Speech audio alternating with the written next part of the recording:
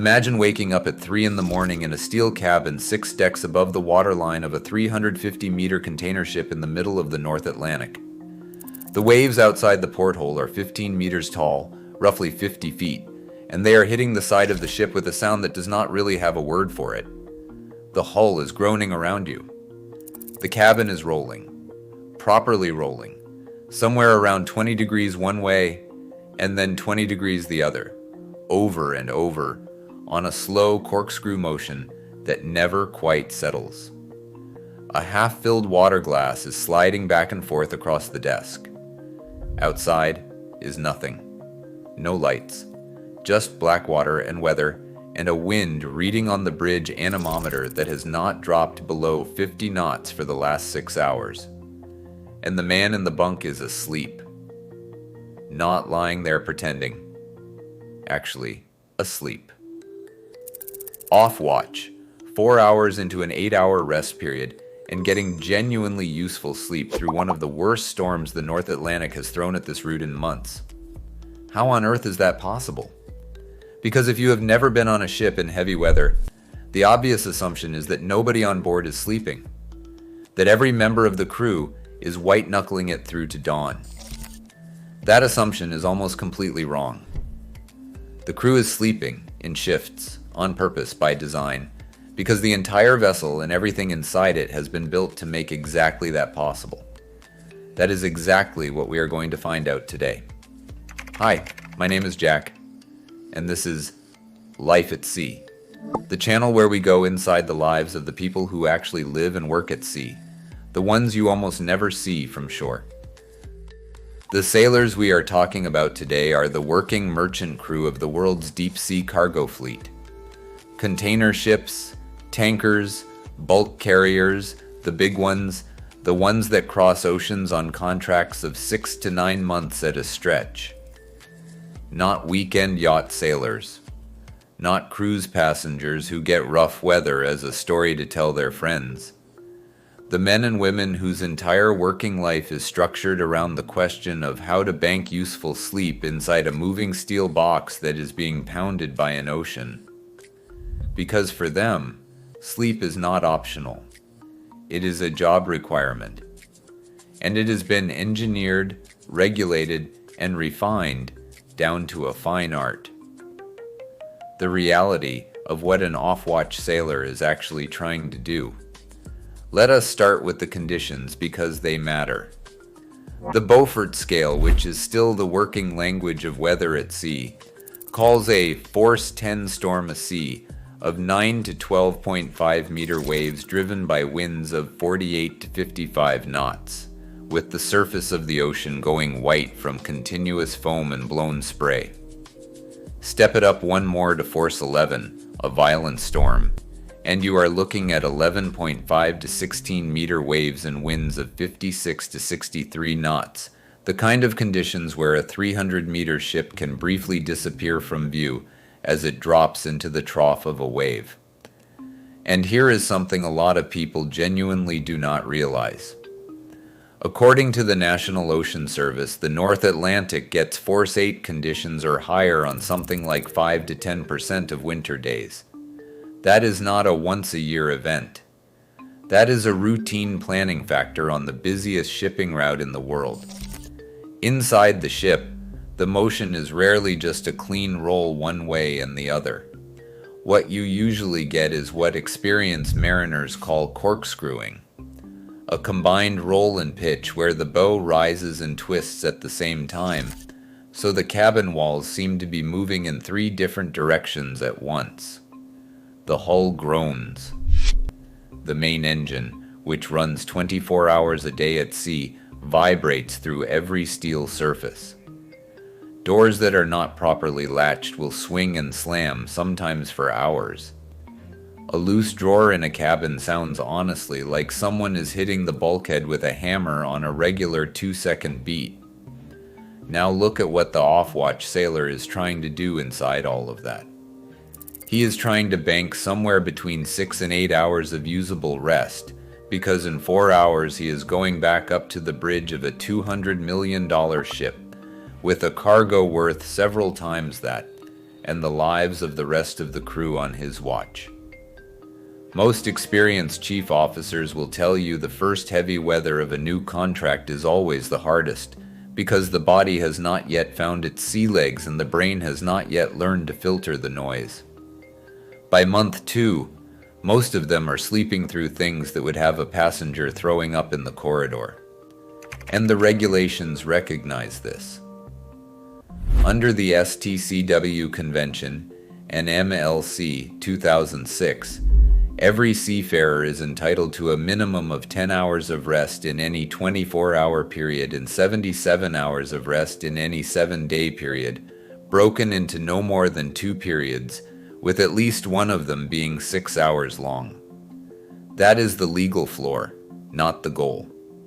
And honestly, what these crews manage to pull off inside that regulatory window, in conditions that would put most people flat on their back with seasickness, is genuinely impressive when you actually understand what they are working against. So how do you make sleep happen in those conditions? It starts with the ship itself. The first thing doing the work, long before the crew ever climbs into a bunk, is the hull.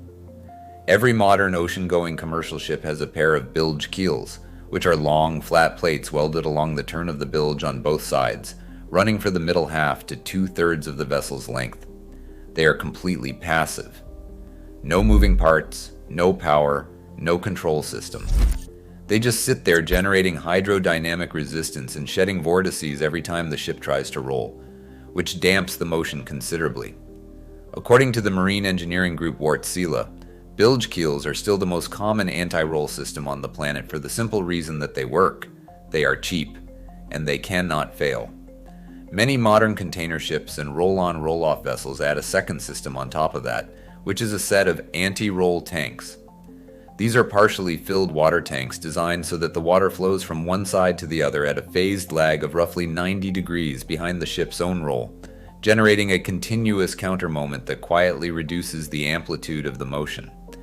Combine the bilge keels with the anti-roll tanks and the sheer mass of a 350-meter Maersk container ship, and you have a vessel that simply does not respond to a wave the way a smaller boat would. Honestly, the engineering stack is elegant when you understand what each piece is doing. Then there is the bunk itself. On every ocean-going ship in the world, the bunks are oriented fore and aft, aligned with the long axis of the vessel. The reason is simple. A ship rolls side to side far more than it pitches bow to stern. So lying along the center line means your body moves with the gentler motion, not the violent one. The bunk is also placed amidships, and as low in the accommodation block as the design allows, because both pitch and roll are felt less the closer you are to the center of the ship. That single design choice, replicated across every flag and every operator from Maersk to Hapag-Lloyd, is doing a lot of quiet work. Then, there is the LE cloth, a strip of heavy canvas or PVC-coated polyester mesh, around 35 to 45 centimeters tall, secured along the open side of the bunk, and tucked under the mattress when the weather is calm. When the forecast turns, the lee cloth comes up, anchored at 3 or 4 points along the bunk, and physically holds the sleeping crew member inside the rack during a deep roll. On older British and Northern European vessels, you will mostly see fabric lee cloths. On American flagships, traditional wooden lee boards are still common. Any old bosun who has done a North Atlantic winter will tell you exactly which corner of the mattress to tuck your feet into. And then there is the watch schedule itself. On a properly manned deep-sea merchant ship with 3 deck officers, the classic watch is 4 hours on, 8 hours off. The 12 to 4, the 4 to 8, the 8 to 12, rotating through the day and the night. STCW and MLC 2006 require a minimum of 10 hours rest in any 24-hour period, and the 8-hour off-watch block is built specifically so that even in heavy weather, where sleep is fitful and broken, the sailor still gets a viable window to actually fall asleep, get useful rest, eat a meal, and prepare to go back on. It is not a happy accident.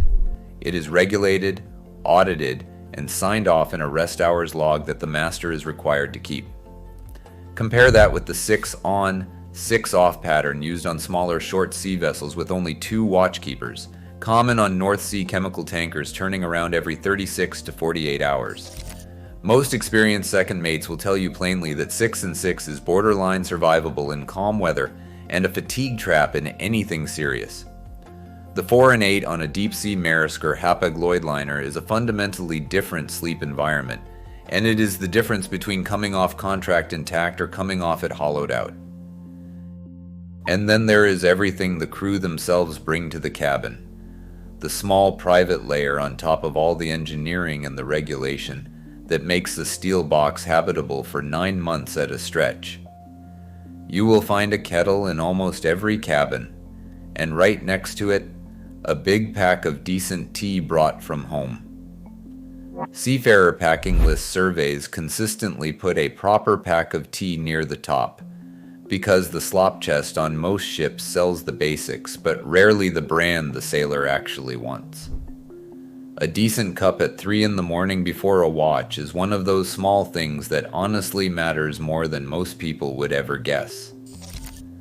Next to the bunk, almost always, you will find a foam earplug case and a sleep mask because the off watch is frequently during the day, with the engine running and crew moving through the corridors, and a sailor who cannot block out daylight and noise is a sailor who is not going to bank any rest at all.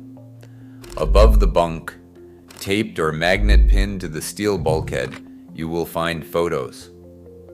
Wife, kids, parents, the dog, the house. The bulkhead is steel, so a couple of small magnets are the universal solution. In the locker you will find a small personal padlock, because the slop chest sells them, and every veteran's packing list says to bring your own anyway.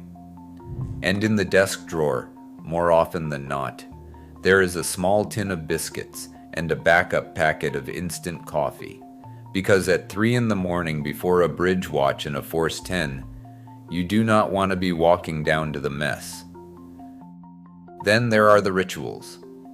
When the weather report comes in from Storm Geo or whichever routing service the company uses, the cabin gets tied down.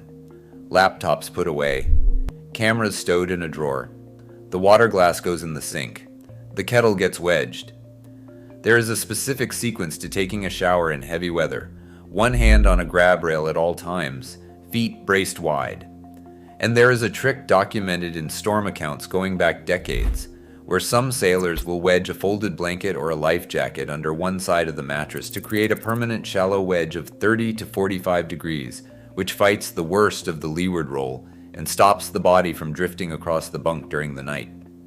Honestly, some of these little routines look like nothing, and they are doing everything. Now, this would not be a Life at Sea video if we did not stop here and be completely straight with you about both sides. So let us be honest. The system works most of the time. Most of the time is not all of the time. Lee cloths can give. Mattresses can shift. Sailors do get thrown out of their bunks and across cabins in genuinely heavy weather, and people do get injured. It is not common. It is real. And the deeper issue is not the storm at all. The deeper issue is what 9 months in a steel box does to a person even when the gear works perfectly.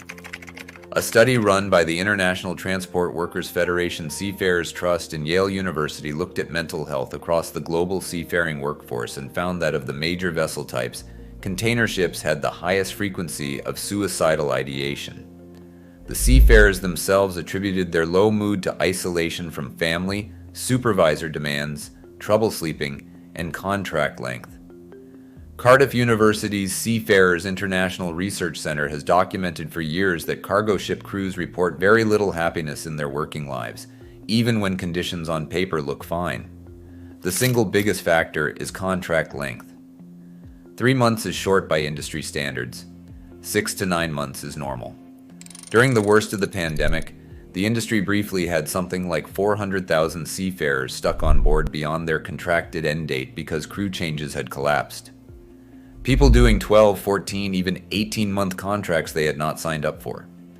The mental health impact of that is still being measured. Then there is the home cost.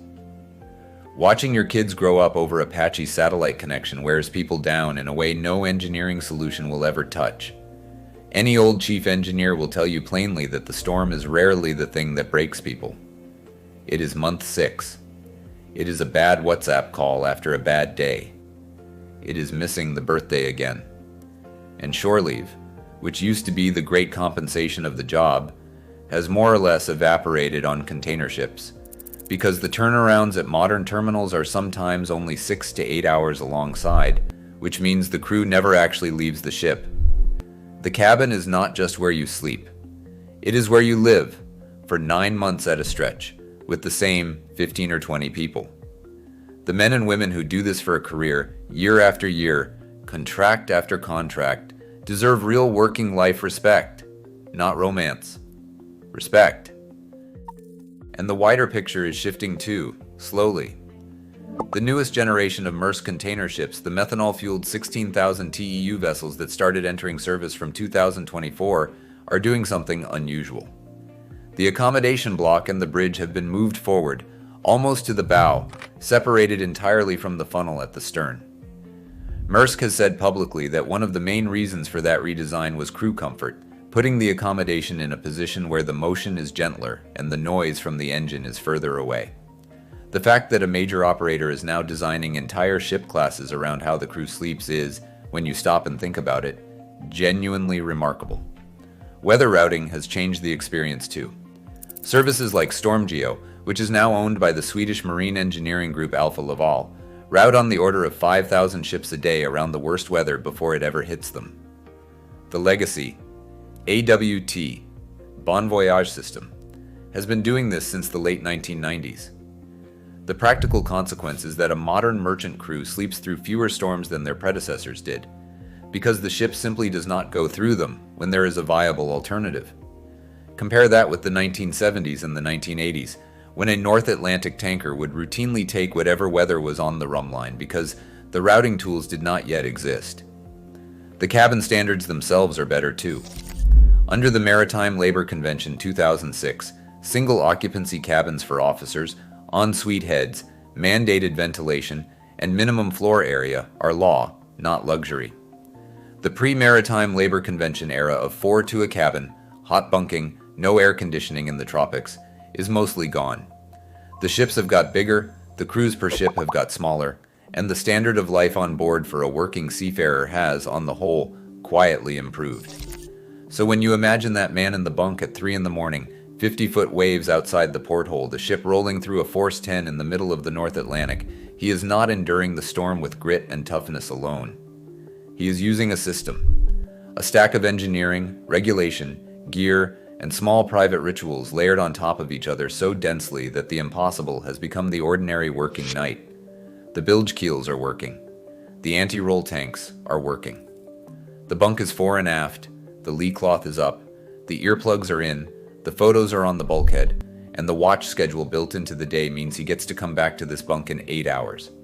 None of that is luck. All of it is design. If you enjoyed this video, make sure you subscribe to Life at Sea for a lot more content just like this.